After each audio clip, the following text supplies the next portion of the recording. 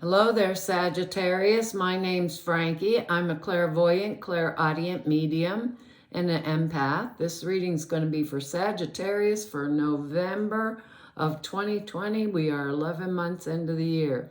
For everybody who's new out there, I pull 4 cards for the month. We use the bottom card on the deck for our overall view of the month, and we'll pull an angel card at the end of the reading, hopefully to bring everything together for us. Now, I am an empath, so I have a speech pattern. I speak as if I'm you.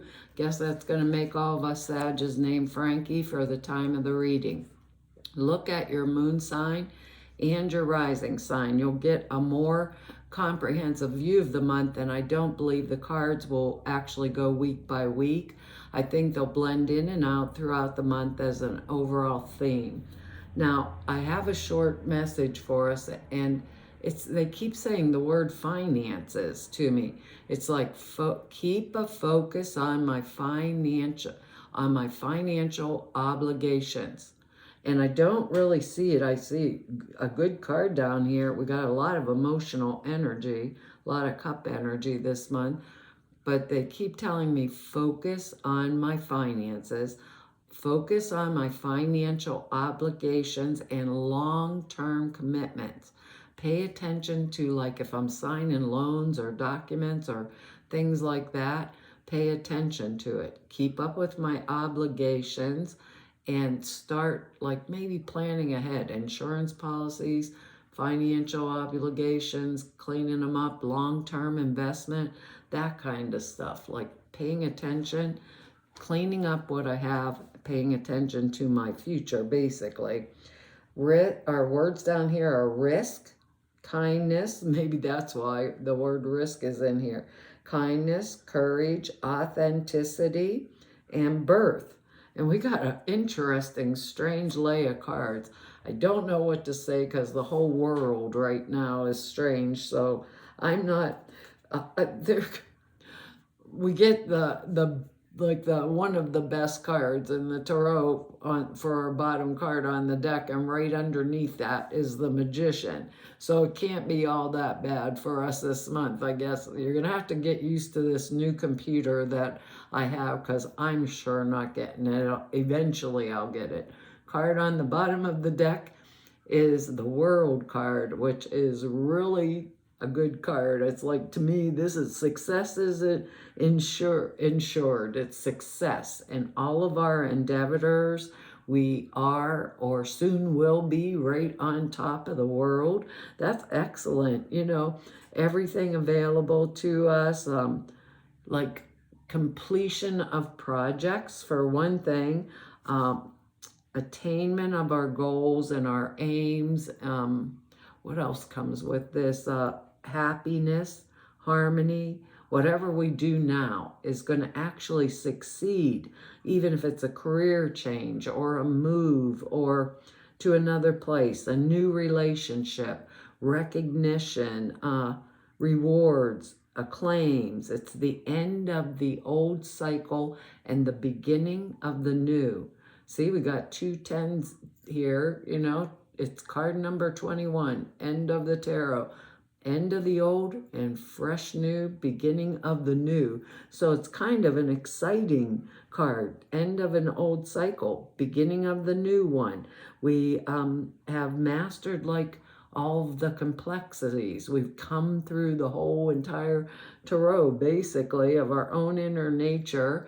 And we are, like, feeling really supported by our inner resources, that from which comes up or flows from within us. So it's a supreme time of being very self-confident and a victory. We put our trust where it belongs, in the higher power, and because of that, we reap the rewards of it. So that's excellent. At this time, there's all different kinds of possibilities and opportunities coming to us that are available to us, and we're completely free to take or pick and choose whatever it is that we want. So, or pick and choose whatever pleases us, is the way I want to say it, and make it work well. So whatever we're doing, it's going to birth a new thing. Now, with that world card, I was thinking some of us with that word birth there too are maybe going to have a pregnancy thing this month. I don't see it actually in the cards, but I do kind of in one of the cards that's more of a celebratory thing. Now, with that world card, that world card coming first, right? I really want to consider, because we have the word birth here, of what is it that I really want, because now we got the 7 of Cups, and that's the energetics of the kid in the candy store. Oh my God, what do I want? So many things and so little time, which is interesting. So it's a time of really great creative potential where along with the energy to make use of it. So all kinds of options right now are becoming available to us, just like that world card. All kinds of options. It's just a matter of choosing the right one. This card's about fantasy, about imagination, about building castles in the air, looking at a number of possibilities in our life that could happen. Too many to really make like the flat out easy choice. And we can be pretty decisive when we want to be, but it's a big opening. Like I said, the kid in the candy store, and we got, 1 penny. I think now you couldn't even get through the door without a couple bucks, but basically that type of energy and all this candy and so little money. Like, do I want to build the castle in the air, the new house? Do I want to transform like that snake? Do I want to make myself over again? Do I want to put on a new mask or take off the mask? Or do I want money? Like this cornucopia energy. Do I want somebody applauding me like the wreath? I'm the victor coming home. Am I going to transform myself? Like the dragon or the snake type energy, shed my skin and turned into something new. All kinds of possibilities. And, what we're doing with this card is kind of like living out through our imagination all of these different thoughts, but having a hard time deciding which one or which path do I take. Well, the truth of this card is, if I'm going to birth a new idea, I need focus. So to me, Frankie, this is a card of scattered energy and cannot manifest anything when I scatter my energy. So what I do is I pick 1, possibly 2, but even 2 if I'm really if I'm really scattered, right? Even 2 if I'm being really that scattered type energy. If I pick 2 of them, it might be too much for me to focus on at one time. So picking 1 and I'll say, okay, let's use as an example. I want a new house, or I want to do something with my house, something like that. I'm going to focus only on that. What's it going to feel like when it's done? What does it take financially, for me to be able to do this? Or can I start little and then escalate as I save more money? But focusing on one, throwing all of my energy, my thoughts, my feelings behind that one thing, and keeping my focus, or keeping like my prayer for it straight. Do I want to do, like a new job? Is there a better job suited for me? I'm going to manifest that job that's going to give me financial security. How do I feel when I'm secure? How do I feel actually when I don't have to worry about paying the bills every month? It's that type of energy, and pulling it back in to what I authentically want. Not everything, the thing. What is my first thing? The top, when I say that to us, right? What's the first thing that pops in your mind?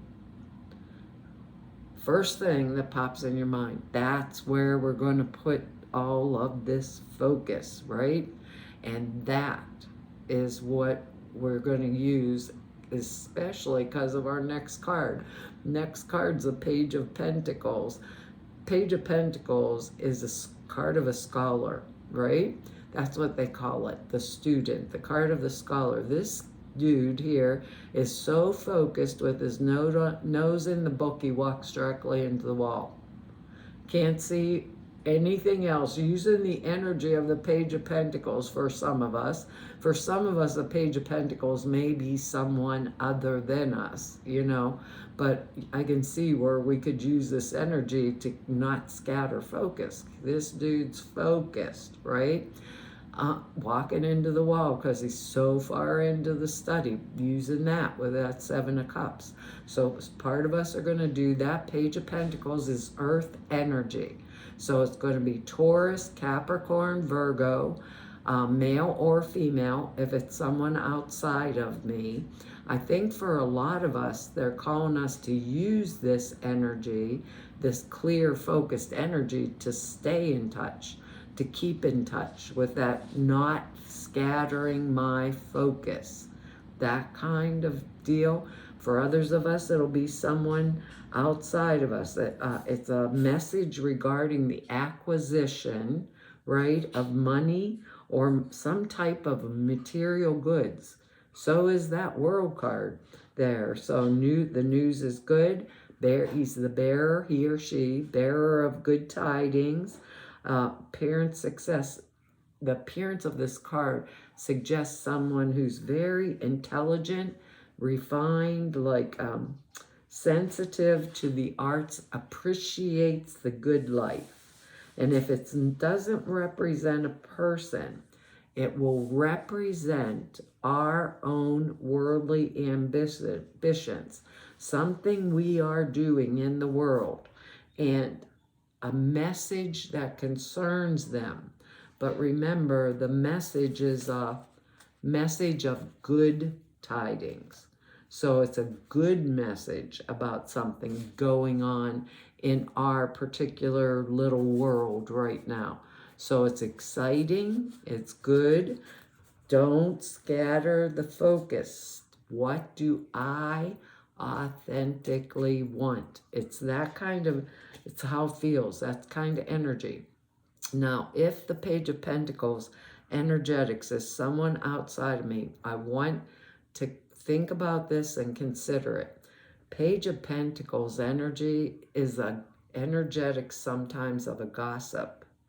Now remember, this is good news for us, but if this was at work, the Page of Pentacles is the one that comes and whispers, oh, do you know what George did? He got in trouble with HR, blah, blah, blah, blah, and you're like, I don't want to hear about it, and you walk away from it. I don't want involved in George's business, right? Page of Pentacles goes to the next person, to Sally, and says, hey, Sally, you know, do you know what George did? And Sally looks at the Page of Pentacles and said, where'd you hear that? And the Page of Pentacles says, Sagittarius told me. So, and then it goes down. Next thing I know, I'm called into HR for something I didn't do. It's the energetics of that. So it tells me, shut my mouth, don't gossip. Also, don't speak out of turn. Keep my focus. Keep my focus into what is it that I authentically want to bring forward, you know, and then to keep it here in my heart. Don't go scattering the energy by telling everybody, oh, this is what I want. This is what I'm going to do. And then they say, really, Sag? Not you. You're never going to do it. Duh. And then the energetics dissipates. We don't want that. So it's telling me don't speak about all that I'm doing because I'm going to get it. Because look at what we have here. We got the Three of Cups energy, and this is that something has been brought to completion. There's victory around this card. There's success around it. The act of, you know, like the Two of Cups, like coupling, you know, two people coming together resulted in a baby. We have the word birth down here, you know, so for some of us, we may be getting pregnant.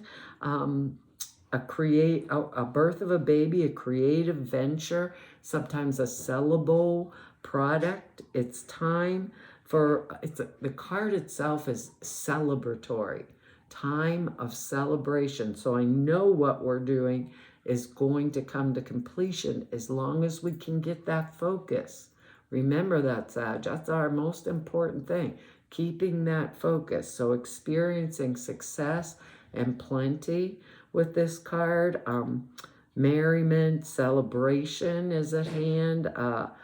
Maybe our feelings about something that were murky before or unclear in some manner are now clearer, and we are understanding like our own emotional patterns in a positive and growth producing way, on our way now to doing great things. So it's a really good card, or whatever it was that we got really focused and clear on, right? That's what we were manifesting, because other things don't work for us now. Other things did not work for us, and this is the way I want to say it. So I think this month's reading, based actually with the involvement of this last card here, is going to be one of don't stay backwards. What worked before does not work now. Don't risk that happiness, and have the courage to move forward, future momentum, to create and have the things that I choose, I want, and I need. I authentically need. Because our next card here is the Five of Cups. That's kind of a hard card there. Those cups there, these cards are pretty bright and they look like spilled blood. It's supposed to be spilled wine, but it's spilled blood. So this is the Five of Cups is a card that means that we are brooding about past wrongs, losses, disappointments, or hurts that happened to us. So it's a card that symbolizes a state of mind that we're in, looking backwards at the past and painful past, and refusing to turn around and look at this good future. There's two cups here. We can fill with whatever it is we want. So the card itself means that our unhappiness is the result of our own attitude. Now we have that card of dreaming in that Seven of Cups, and we have the World. This card means if we are unhappy about something, it is time to change it. So it's a card of choice. We can continue to brood over what went wrong, right? Or we turn around and contemplate about what can go right. What do I want to put in one of those seven cups? I got two here that have nothing in them. Why stay back there? You know, what's going to go right in my future? The card tells us we don't have to be miserable unless we enjoy misery. Why bother when we can celebrate, we can create with all this energy that's here? Why bother to stay brooding over the crap? So it's telling me, like, turn around, fill those two cups up with what you want, and what I'm going to focus on in that Seven of Cups, and keep focused on it with that Page of Pentacles, and the world comes to me and I celebrate it. So to me, that's like, wow, exciting type energy if I'm paying attention. I've got to be able to sit with myself, right? With myself, and go within to know what am I going to focus on with that Seven of Cups. What is going to open the door to the world for me? So I want to really pay attention to what this internal process is this month. What's going on? Where are my thoughts? Are they backwards on all the crap that happened to me? Or am I paying attention to what I want, to the future to look like? Not, staying in the present and what I want for the future to look like. Can't do that without that internal process in order to birth forward that future, and to have the courage to move forward with it. What's our angel card? Oh, gosh. Our angel cards, listen. Go within. Pay attention. We're going to have to. It says, listen. Quiet your mind, beloved one, and listen to our gentle reassurance that everything has been taken care of. Stay in the quiet and a receptive state without worrying about the exact nature of your desire's manifestation. Quiet mind and body hears us quickly and clearly. This is our request to you, to listen to us. It's hard to listen. You can hear, but it's tougher to listen, isn't it? Sometimes it goes in one ear and out the other, and that's how we miss the message of what is it we want to put in these cups. It's going to be a new day. It says you receive this card because the angels wish to get their messages through to you. They ask that you talk less and listen more. I don't know about you, Sagittarius, but this one talks a lot. When we're stressed, we tend to chatter out of nervousness. Give your worries to the angels and trust that they have heard your prayers. If it seems they're not answering your prayers, it's probably because you're not listening to their answers. So retreat to a quiet place with the intention of listening to your angels. Then close your eyes, breathe deeply, and listen. Avoid noisy environments. You've been hearing your angels correctly. Turn off the television or the radio. Your hearing is becoming more sensitive because you've been tuning into the angels. Clear your ear chakras by visualizing light clearing the area above each eyebrow, and blow your nose. This is what that means to me. Ear chakras. Well, Sag, that's our reading for this month. I want to tell you all thank you for your likes, your shares, your subscribes, and for your comments. I read each and every one of them, and I really appreciate them. If anybody wants to know more about me, or if you just want to go neb about me, or if you need to set an appointment with me, all of the information's in the About section down below the screen over at the website. Over at the website are 2 short videos. One explains a prayer class I put out there for you guys. The other one, the sutras classes that I put up for you. The prayer class is 2.5 hours long. It explains, real comprehensive, explains how you format prayers, why you do them the way you do them. And the sutras are simple thought forms you put in a meditation. It takes 5 minutes a day. It enhances your clear perceptions dramatically. Oh, it's over at the website, the videos. And to everybody I met through 4 whole years of doing YouTubes now, and everybody I've met through 32 years of doing this work, I want to tell you all it's been an honor, a privilege, and a pleasure to serve you. Hopefully I will see you back here next month. Bye-bye.